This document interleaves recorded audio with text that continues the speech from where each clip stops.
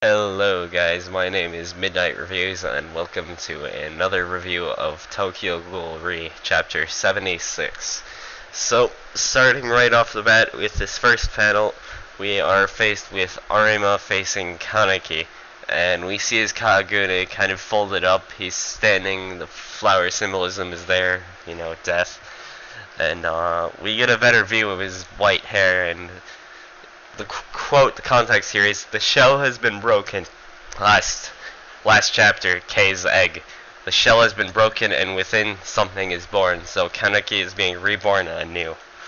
And can I just say, this second page here, I stared at it for a good 10 minutes. And I have to say, this is one of my favorite favorite panels in Tokyo Ghoul Re so far.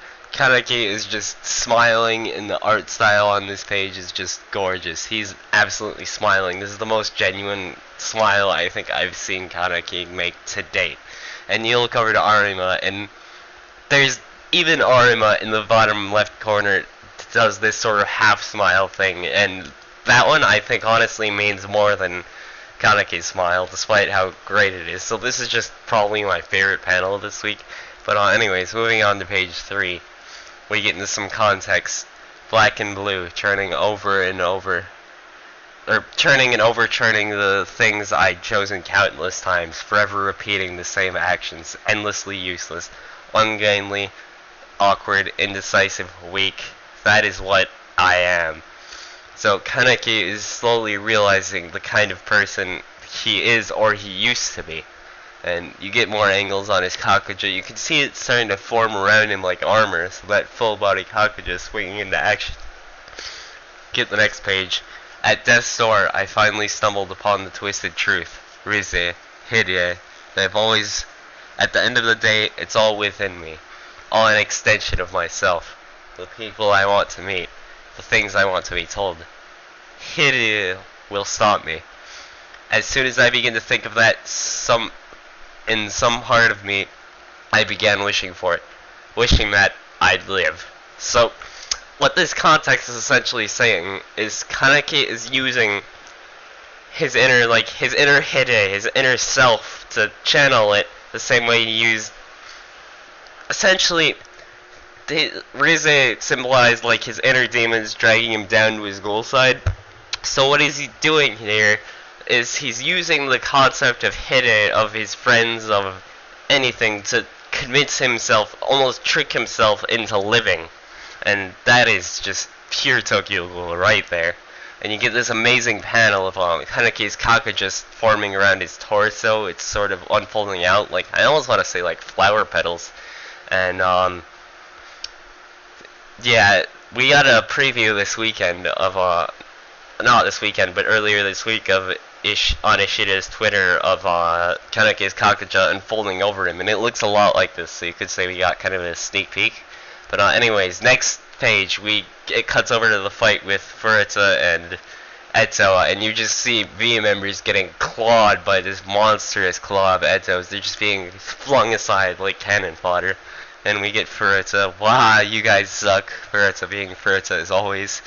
So Furuta just goes on this rant. He's like, let's talk this over. I think we came in on the wrong door. I think our personalities are really compatible. Why don't we take this opportunity to get to know each other, accepting friend requests, some tea, some coffee. And in his inner context, you're a crazy bitch, Where do you even come from, you freak? So obviously Furita's fucking insane. We already knew this. Would you like an apology free of charge? It just shows Eto's hulking behemoth head saying nope. And Furita's face falling. I knew you'd say that. Time to scram in his head. And this panel, he's shake off the past and dash, and Nimura dash. He just goes in this fucking Naruto run, and it's just the best. He's running away, and you see a scale right here of Eto compared to Furita's size. And Eto's Kakuja is just ridiculously huge. The V member is like, fight, Nimura, and Eto's like, yes, fight. Obviously, he's got no intention of this. He's saving his own ass.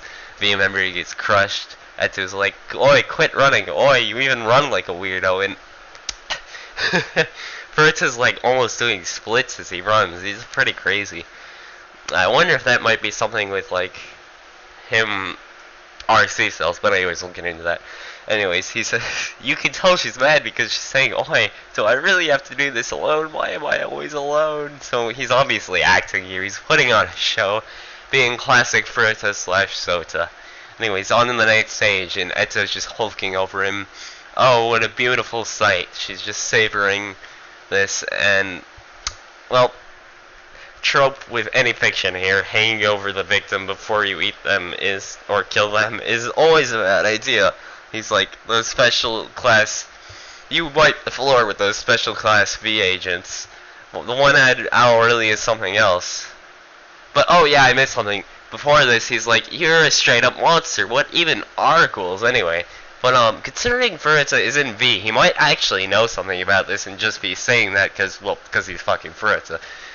But, yeah, definitely some interesting context there. But, Eto's like, I want to see flowers, my dear Furuta. Now, flowers in Tokyo Ghoul, at least according to Kaneki at the end of part 1, what I'm seeing wasn't flowers, what I was seeing was a huge amount of death. So we can essentially take from that is flowers equals death in the symbolism of Tokyo Ghoul. But anyways, yeah, she's like, I want to see flowers, my dear Furuta, so she's intending to kill him here.